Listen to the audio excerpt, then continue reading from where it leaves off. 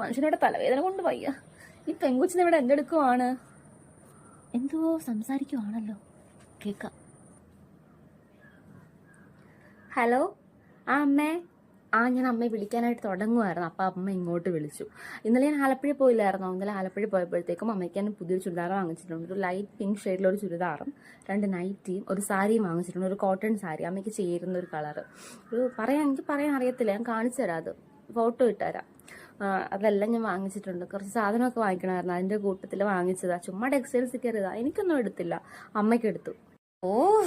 ആ തള്ളയെ വിളിച്ച് പറഞ്ഞു കേട്ടില്ലേ? നൈറ്റി, സാരി, അവളുടെ ചുരിദാറ്, ഇവിടെ ബാക്കിയുള്ള നൈറ്റി എല്ലാവരും ഒന്നുമില്ല. ഈ തള്ളയ്ക്ക് നാണം വേണ്ടേ? എൻ്റെ മോൻ അവിടെ കിടന്ന് കഷ്ടപ്പെടുക, ചോര നീരാക്കി അവൻ ഉണ്ടാക്കുന്ന പൈസയാ. എൻ്റെ ഈശ്വര, നീ ഇതൊക്കെ കാണുന്നില്ലേ? ഞാൻ ആരോട് എന്ത് പറയാനാ? ആർക്ക് മനസ്സിലാവാനാ? നാണം കെട്ട തള്ളയെ മോളും ഇങ്ങനെ നടക്കും എൻ്റെ മോനെ പറ്റിക്കാനായിട്ട്. അവക്കൊന്നും അറിയണ്ടല്ലോ, അവക്ക് വെറുതെ തിന്നാ പോരെ. എൻ്റെ